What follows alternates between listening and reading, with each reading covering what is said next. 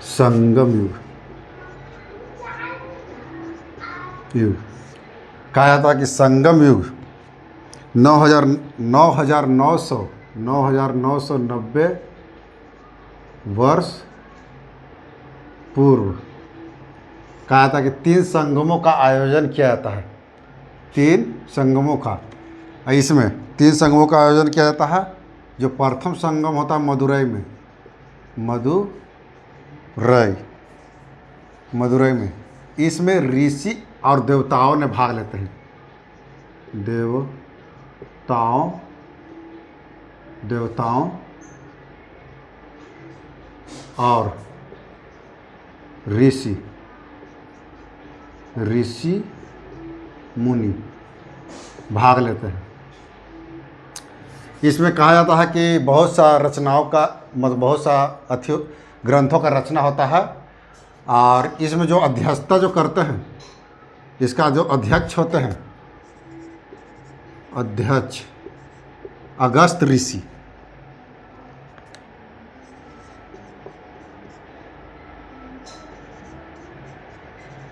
अगस्त ऋषि इनका एक शिष्य थे तोल्कापियर। इनका एक शिष्य थे तोल्कापियर। और ये आयोजन जो प्रथम जो संगम होता है, प्रथम संगम का आयोजन मदुरई में होता है। और इसमें देवताओं और ऋषियों ने भाग लेता है। इसका अध्यक्ष अगस्त ऋषि करते हैं, इनका शिष्य तोल्कापियम। इसमें अनेक ग्रंथों का रचना होता है। और कहा जाता है कि समुद्री ज्वार या बाढ़ जो भी हो, उस समय सुनामी तरह पर आया था। इसमें जितना भी रचनाएं का जो लिखा गया था रचनाएं, वो सब समाप्त हो गया, मतलब ख़त्म हो गया। मतलब एक भी रचनाएं नहीं बचा, सब का सब समाप्त हो गया। फिर हुआ दूसरा संगम का आयोजन हुआ कपाटपुरम में। कपाटपुरम, जिसको अलवई भी बोलते हैं, अलैब वही। इसका अध्यक्ष था इनका शिष्य तोल्कापियर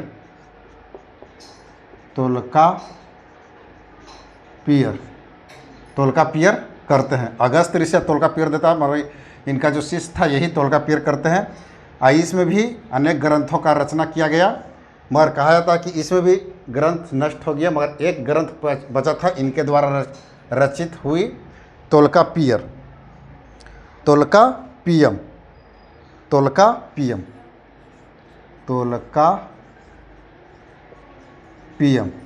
जो इनके द्वारा रचित किया गया था तोल्कापियर द्वारा। तोल्कापियर ई था तमिल ग्रंथ, तमिल व्याकरण लौकिक था, तमिल व्याकरण था, ये बचा था। तोल्कापियर द्वारा लिखा गया था तोल्कापियम।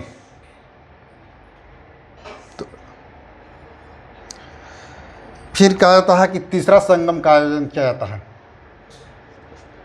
तीसरा संगम का आयोजन पहला मदुरई, दूसरा कपाटपुरम अलवई में हुआ था। इनका अगस्त ऋषि का जो शिष्य था तोल्कापियर, वही ये जो एहू में ग्रंथ का रचना हुआ था, और बाकी सब नष्ट हो गया था। एक वजह था कोची तोल्कापियर द्वारा लिखा गया था, ये तमिल व्याकरण ग्रंथ था। तीसरा संगम हुआ मदुरई में भी, तीसरा संगम मदुरई में भी हुआ। इसका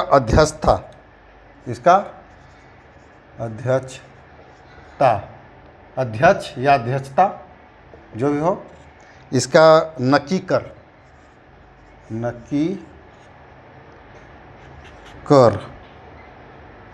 इसका अध्यक्षता नकीकर ने किया था। पूरे संगम में, ये पूरा जो संगम था, पूरे संगम में जितना भी कवियों का था, पूरे संगम में कवि जो लोग थे पूरा संगम में, कहा जाता कि उस समय कवि थे 8,598 कवियों ने इसमें भाग लिए। आई चला 9,990 वर्षों तक, 9,990 वर्षों तक चला। इसका जो संरक्षण पांड पांड पांड के शासकों ने दिया। और उसमें जो राजा पांड के जितना राजा थे, कहा था कि पांडव के जो 197 राजाओं ने संरक्षण दिया था। पांड के 197 राजा जो भी पांड के जो बनते गए उस समय, तो कहा था कि पांडव ने दिए थे। और पांड के टोटल 197 राजा जो बने, वो लोग ने इसका था संरक्षण दिया। और इसमें भी अनेक ग्रंथों का क्या किया गया, रचना किया गया। कहा जाता कि उस समय तकला दक्षिण में 3 गो राजवंश का उदय हुआ था। उस समय तकला 3 गो राजवंश था दक्षिण में दक्षिण की तरफ दक्षिण में तीन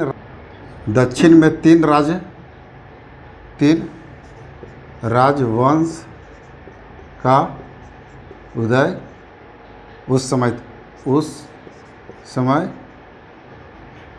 उस समय हुआ था, जिसमें था चोल, चेर, पांड, ये 3 गो उस समय दक्षिण में हुए। इसी से एक कहानी का उदय होता है संगम युग में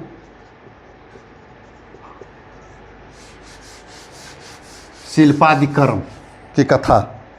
शिल्पादिकर्म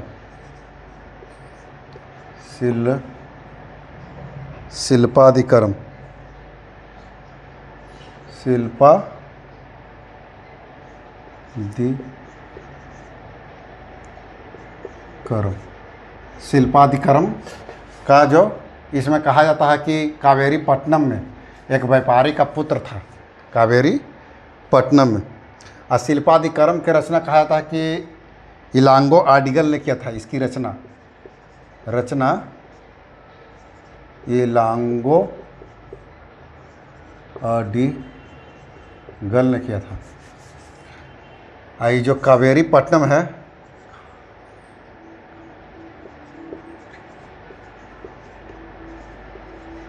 कावेरी पट्टनम में व्यापारी का पुत्र कोवलम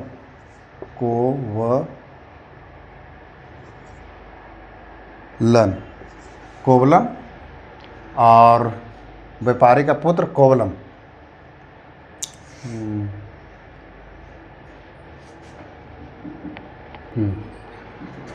इलांगो आडिगल ने रचना किया था शिल्पादिकर्म। कावेरी पट्टनम में व्यापारी का पुत्र था। कावेरी पट्टनम में सबसे बड़ा व्यापारी था, उसका पुत्र था कोवलम।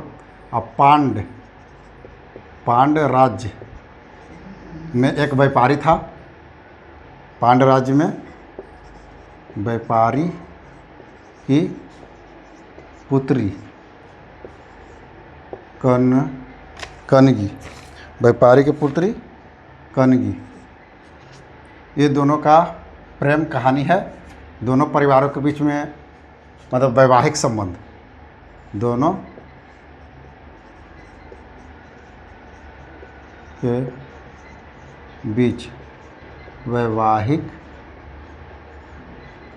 संबंध होता है। और दोनों के बीच में पूरा दक्षिण भारत, ये दोनों के शादी में इतना धूमधाम से होता है कि झूम उठता है। बहुत भव्य तरीके से शादी होता है और दोनों का जीवन आगे की ओर क्या होता है, चलने लगता है। कहा जाता है कि इसका जो कोवलम के जो पिताजी थे, कुछ दिन के बाद कहा जाता है कि देहांत कर जाता है, जिसके कारण सभी जितना व्यापार था, इसका बोझ इसी के ऊपर चलाता है। सभी व्यापारी मतलब बिजनेस का बोझ इसके ऊपर चलाता है और ये बिजनेस मतलब संभालने लगता है। उसी दौरान इसको कहा कि माधवी पर इसका नज़र पड़ता है, इसका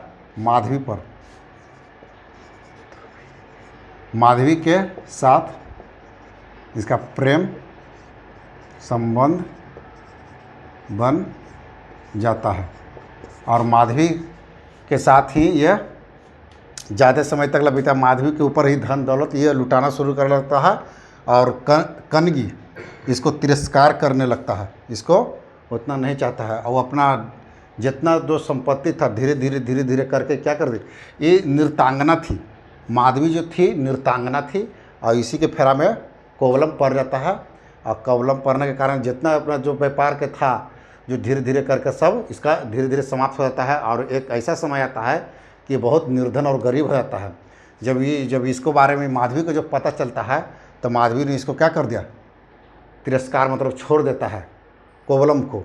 और कोवलम दम इस तरह से मतलब कि समझिए कि एक तरह से ख़त्म टाइप पर ही हो जाता है और चिंता में ये डूब जाता है। तो इसकी पत्नी ने इसको कोवलम को सहारा देता है और बोलता है कि आप इस तरह से अगर रहिएगा तो आपको कुछ होने जाने वाला नहीं है। आप एक बड़े व्यापारी का पुत्र हैं और आप बिजनेस का सारा हुनर जानते हैं, इसलिए आप वीर से बिजनेस कीजिए, फिर से उठिए। तो कोवलम बोलता है कि नहीं, हमसे यहाँ पर तो छोटा मोटा व्यापार नहीं होगा रहकर, इसलिए हम यहाँ से कहूँ दूर जाकर ही जो भी करेंगे बिजनेस करेंगे। उसकी पत्नी कहता है कि हम आपको बिजनेस करने के लिए कुछ पैसा जो है हम देंगे, अपना गहना बेच उच कर। तो ये कहता है यहाँ से ये आगे की ओर चला व्यापार शुरू करने के लिए यह दूसरे राज्य में चला जाता है। और दूसरे राज्य में कहाँ जाता है, यह मदुरई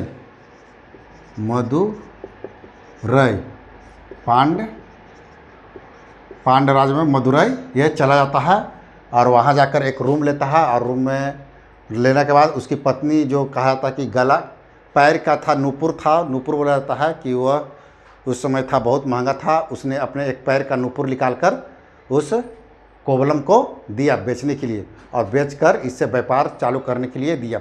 जब वो बेचने के लिए जब वो मदुरई में जाता है बाज़ार में, तो कहा जाता है कि उसी समय एक घटना घटता है। कहा जाता है कि उस समय जो मदुरई में जो है पांड राज्य में जो एक राजा है, उसका एक मतलब कि रानी या पुत्री का जो भी हो एक नेकलेस जो और नूपुर जो था वो चोरी हो गया था।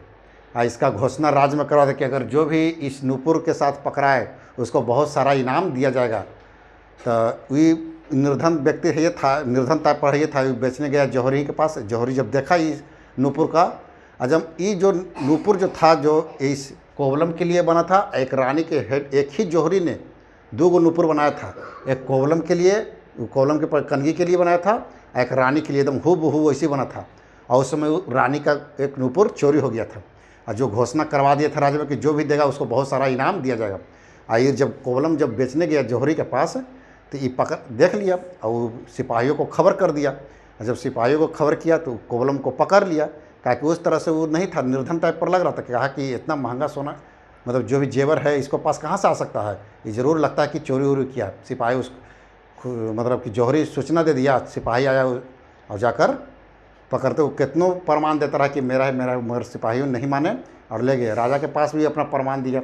मगर कहा जाता है कि जो नूपुर रानी का जो चोरी हुआ था, उसी नूपुर जिस पैर का जो चोरी हुआ था उसी पैर के पास उसको भी पास मिला। इससे पुख्ता प्रमाण मिल गया। अगर दूसरा पैर का रहता तो बचने की संभावना था, मगर उसी पैर का चोरी हुआ था, उसी पैर का लेकर गया था जौहरी के पास बेचने के लिए। राजा तुरंत उसको क्या कर दिया, मृत्यु दंड दे दिया और फांसी पर चढ़ा दे दिया। इधर शाम हो रहा था, लेट हो रहा था, तो ये कोई कनगी अपने पति को खोज में जब निकला, जब पता चला कि ऐसा ऐसा सिपाही पकड़ के उसे राज दरबार में ले गए हैं, तो कनगी वहाँ गई दौड़ते हुए और एक नूपुर हाथ में लिए हुए। जब गया और राजा को बोला कि एक मतलब कि अथी हुए, जब एक नूपुर हाथ में लिए हुए देखा कि राजा देखिए मेरे पास भी एक नूपुर है। जब राजा को पता चला कि इसके पास मतलब कि निर्दोष आदमी को मतलब अथी दिया, और कनगी पूरा बाल खोल ली और राजा को शराब देना शुरू कर दिया। कहा जाता है कि जब पता चला कि ये निर्दोष है और तो मतलब फांसी दे दिया गया था, मृत्यु हो गया था, इसलिए राजा को शराब दिया। राजा इस सगमा बर्दाश्त नहीं कर पाया और राजा गद्दी पर बैठा बैठा ही मर गया। एकदम कनगी गोसियाई, बाल खोली और बाहर की ओर नगरों की तरफ जब देखी बाल खोलकर, तो पूरा नगर धू धू कर जलने लगा। तो वहाँ के जो मदुरई के था, मदुरई की देवी प्रकट हुई और कनगी को शांत करने का कोशिश किया। कहा कि जिसने तुम्हारे पति को जो मृत्यु दंड दिया उसको तो सज़ा मिल गया है, मगर यहाँ की जो जनता है इसको सज़ा तुम क्यों दे रही हो, तुम अपना जो शराब दिया वो वापस ले लो। और कनगी शांत हुआ, अपना शराब वापस लिया और धीरे धीरे क्या हो गया, आग बुझ गया। और वहाँ से कनगी वहाँ से चली गई और संत साधु के भेष जो भी सन्यास के रूप में एक पहाड़, मतलब पहाड़ था, उसी के ऊपर वह चली गई, गांव से दूर, शहर से दूर। वहाँ पर जाकर वो अपना एक सन्यासी का जीवन जीने लगी, संत जो होता है उसके जीवन में। और वहाँ के जो मुदरई के जो आदमी थे उनके लिए भोजन वहाँ पहुँचाया करती थी, और अपना वैसे ही जीवन करते करते वह मृत्यु के प्राप्त कर गई। वो उस समय माधवी के जब पता चला, माधवी को पता चला कि इस तरह से कोवलम और कनगी के साथ हुआ है, ये बहुत व्यथित हुआ। कहा कि संसार दुखमय है, यहाँ किसी को कोई नहीं सुनता है। और इसने बौद्ध धर्म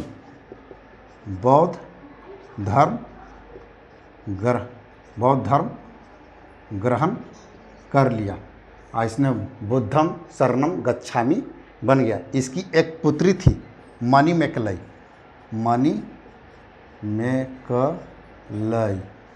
इसकी एक पुत्री थी, कौन सी थी? मणिमेकलई में है नहीं, इसकी एक पुत्री थी मणिमेकलई। आई बहुत क्या कि कोवलम से जो प्रेम प्रसंग था उसी से ये बेटी हुई थी मणिमेकलई। और इसका जो प्रेम प्रसंग हुआ था वहाँ के क्षेत्रीय राजा था उदयन कुमार से इसका शादी होने वाला था। ये बहुत सुंदर थी और बहुत स्मार्ट थी। जब इनको शादी होने वाला था तो जब इसकी माता जब बौद्ध धर्म ग्रहण कर ली तो इसको भी ज्ञान हुआ कि नहीं, ये सब दुनिया ठीक ठाक नहीं है। ये शादी नहीं की, ये भी क्या बोली, ये भी बौद्ध बन गई। ये भी कहे बौद्धम शरणम गच्छामि, ये भी बौद्ध बन गई। बस आज की कहानी में बस इतना ही था शिल्पादिकर्म के बारे में। हाँ, और कहा जाता है कि जब मरी, कौन? कनगी जब मरी, तो वहाँ पर ही कहा जाता है कि वहाँ पर ही कनगी पूजा पत्नी पूजा चालू हुआ। जब कनगी मरी तो वहीं क्या हो गया? कनगी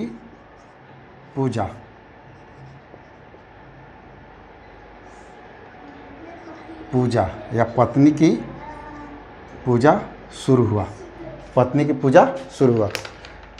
तो आज के क्लास में बस इतना ही।